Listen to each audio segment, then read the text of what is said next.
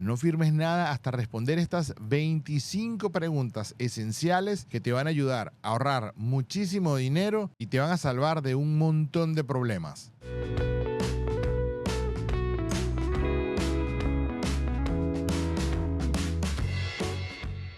Si estás buscando rentar en el sur de la Florida, este episodio es para ti. Así que prepárate porque aquí viene todo lo que necesitas saber en cuanto a rentas en Florida. Pero antes de arrancar te quiero pedir que por favor le des un like a este video, que te suscribas al canal y que actives la campanita de notificaciones.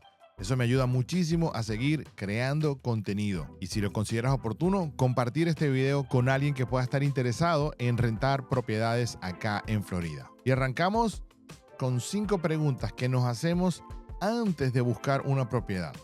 La primera pregunta: ¿qué tan importante es definir un presupuesto a la hora de buscar una propiedad? Esto es fundamental y es el primer paso. Pero no solo pienses en el precio de la renta. Acá tienes que incluir los servicios como internet, agua, electricidad, seguro de inquilinos e incluso gastos como la gasolina si tienes vehículo. Una buena regla es no gastar más del 30% de tus ingresos en concepto de renta. ¿Qué debo considerar a la hora de elegir una zona para rentar? Aquí podrías considerar seguridad, cercanía al trabajo, escuela si tienes hijos, acceso al transporte público y hasta el estilo de vida. Por ejemplo, Brickell es ideal para la vida nocturna, pero por otro lado tienes ciudades como Pembroke Pines que te ofrecen tranquilidad. Eso corre por cuenta de cada quien. La pregunta 3, y esta es una muy buena: ¿cuánto tiempo antes de mudarme debo comenzar la búsqueda? El ideal son 45 días o más. Entre 30 y 45 ya es muy apretado, pero esto va a variar dependiendo del tipo de propiedad a donde te vayas a mudar. Si es un condominio, tienes que considerar que las asociaciones se van a demorar entre 3 y 4 semanas solo para la aprobación. Hay asociaciones que pueden demorar menos, de 1 a 2 semanas, pero la gran mayoría se toman entre 3 y 4 semanas. Ellos se toman bastante tiempo para analizar y determinar si esa persona es elegible para vivir en su condominio. Por eso es muy importante que tengas a la mano los requisitos más comunes, que son justamente nuestra pregunta número 4. ¿Cuáles son esos requisitos mínimos que un propietario te va a pedir? Los más comunes son la identificación, los estados de cuenta bancarios, los talonarios de pago y la más importante de todas, que es el background check. Es un proceso en el cual tú le das autorización a una empresa para revisar tu historial, no solo de crédito, sino también criminal. Esto es muy común, es muy sencillo y es parte fundamental de cualquier aplicación. Y en muchas ocasiones pasas por este proceso 2 veces. La primera te la pide tu realtor para proveérsela al dueño de la propiedad, pero después tú tienes que aplicar a la asociación y esta asociación te va a pedir también un background check, que ellos se van a encargar de eso. Está en el fee que tú pagas por la aplicación. La mayoría de las asociaciones acá en Florida cuestan $150 y ahí está incluido el background check. Así que es muy bueno que tengas todo preparado antes de comenzar este proceso. Descargarte de tu cuenta de banco los últimos 3 estados de cuenta, los últimos 3 pay stubs. Si no los tienes, se los pides a tu jefe. Y por supuesto, tu identificación. La pregunta número 5 es: ¿qué gastos adicionales debo considerar además de la renta? Y aunque ya lo mencionamos por ahí en la pregunta número 1, tienes que incluir servicios como el agua, la electricidad, el internet, el mantenimiento, en muchos casos te lo piden, el seguro para inquilinos, estacionamiento en muchos casos. Esto siempre varía dependiendo de la comunidad a la que llegues, pero estos pequeños extras pueden sumar un montón, así que tienes que estar muy atento. Ahora vamos a hablar un poco de las preguntas que tienen que ver con el proceso de aplicación. ¿Qué documentos debo tener listos sí o sí antes de iniciar el proceso? Y ya te los mencioné: el ID, los talonarios de pago o pay stubs, los estados de cuenta, referencias personales. No muchas veces las piden, pero es importante tenerlas. Y si tienes un background check que te hiciste recientemente, tenlo también a la mano porque te puede servir. Este background check lo puedes hacer una vez y ese te puede funcionar para todas las propiedades que puedas estar mirando en el mercado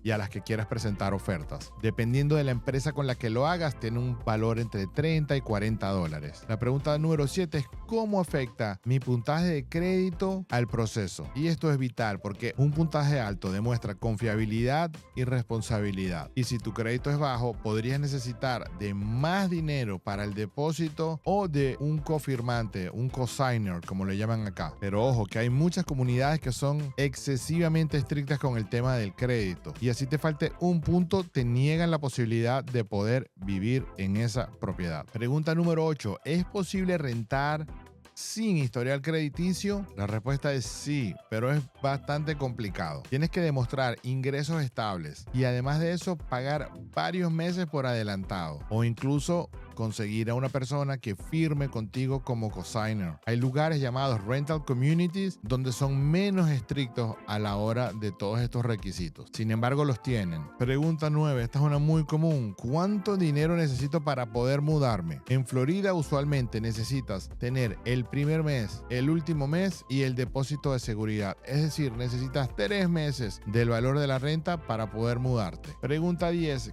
¿Qué información debo incluir en mi aplicación para ser aceptado rápidamente? Mientras más renglones llenes en la hojita de la aplicación, va a ser muchísimo mejor. Ahí te van a pedir detalles de empleo, direcciones, contactos, referencias personales, cuántas personas van a vivir en la propiedad, los autos que tengan, las placas, si tienen mascotas. Y mientras el perfil esté más completo, eso le va a dar más confianza al dueño de la propiedad. Y aunque parezca algo que pueda pasar desapercibido, caerle bien a la persona que te está mostrando la propiedad, bien sea el mismo dueño o bien sea el realtor, te puede dar unos buenos puntos ahí. Ahora nos vamos adentrando más a las preguntas que tienen que ver con el contrato. ¿Qué debo verificar en un contrato de renta antes de firmarlo? La duración, el monto, las fechas de pago, penalidades, renovaciones, mantenimiento y reglas para mascotas. Esas podrían ser 7 básicas y principales. Y por supuesto, si algo no lo tienes claro,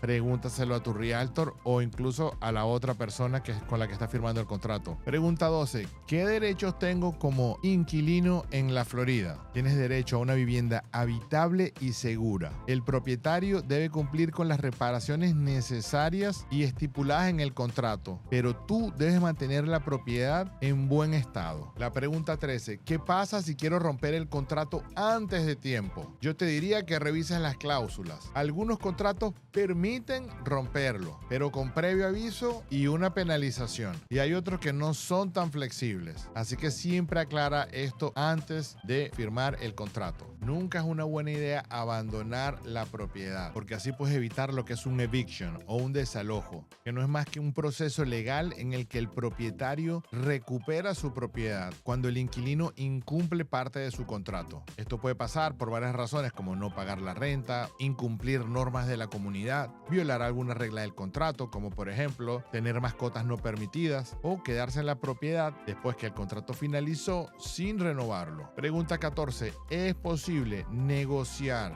los términos del contrato? Y sí, puedes pedir ajustes en el depósito, la renta o incluso pedir mejoras en la casa. Negociar siempre es válido, pero es muy importante ser razonable. La pregunta 15. ¿Qué debo preguntar sobre el mantenimiento de la propiedad? Vas a preguntar quién se encarga de las reparaciones, a quién llamo si el aire acondicionado falla. En este caso, en el contrato tiene que estar estipulado qué reparaciones cubre el propietario y cuáles son de tu responsabilidad. Generalmente, las reparaciones menores de menos de 200, de $250 corren por cuenta del tenant, es decir, del inquilino, la persona que está rentando la propiedad. Y las reparaciones por encima de 200, 250, lo que estipulen en el contrato, corren a cargo del dueño de la propiedad. Pero vuelvo y repito, esto es algo que se pone en el contrato por anticipado. Ahora vamos con una serie de preguntas que ocurren durante la estancia. ¿Quién paga los servicios como agua o electricidad? Y depende del contrato. Algunos propietarios te van a incluir el agua y la basura en el precio de la renta. Sin embargo, tú te tienes que encargar de la electricidad y el internet. Pero hay otras comunidades que ya tienen incluido el internet y así sucesivamente. Siempre va a depender de la comunidad a la que llegues y por supuesto del arreglo que hagas con este propietario. 17. ¿Qué debo hacer si encuentro problemas a la hora de mudarme? Lo primero es informarle al propietario de lo sucedido. Es preferible que lo hagas por escrito.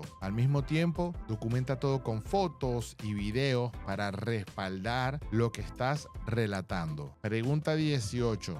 Muy importante. ¿Qué derechos tengo si el propietario no cumple con las reparaciones necesarias? En Florida, el propietario debe mantener la propiedad habitable. Si no lo hace, puedes reportarlo y buscar asesoría legal si es necesario. ¿Qué sucede si el propietario decide vender la propiedad mientras yo estoy rentando? Pues absolutamente nada. El contrato sigue siendo válido hasta que termine su plazo. En este caso, el nuevo propietario debe respetar y acatar todos los términos acordados en ese contrato. ¿Cómo puedo proteger mis pertenencias mientras estoy rentando? Para esto debes contratar un Renters Insurance. Esto es un seguro para inquilinos que por unos $20 al mes te protege contra robos, incendios o daños por agua. Y ahora vamos con las últimas 5 preguntas. ¿Qué debo hacer al revisar el walkthrough antes de mudarme? Acá vas a verificar todo: grifos, electrodomésticos, ventanas, paredes y por supuesto toma fotos del estado de la propiedad para evitar disputas. ¿Cómo puedo documentar el estado de la propiedad? Eso es fácil: tomas fotos, tomas videos, todo esto antes de mudarte y por supuesto guárdalos como prueba.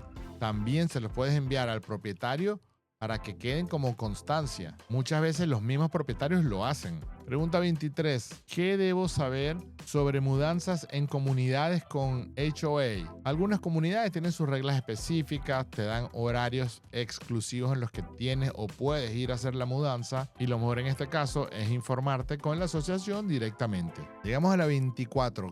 ¿Qué tipos de seguros son recomendables para los inquilinos? Como te lo mencioné previamente, el seguro de inquilinos protege tus pertenencias y por supuesto eso te da tranquilidad. Y muchos contratos lo exigen.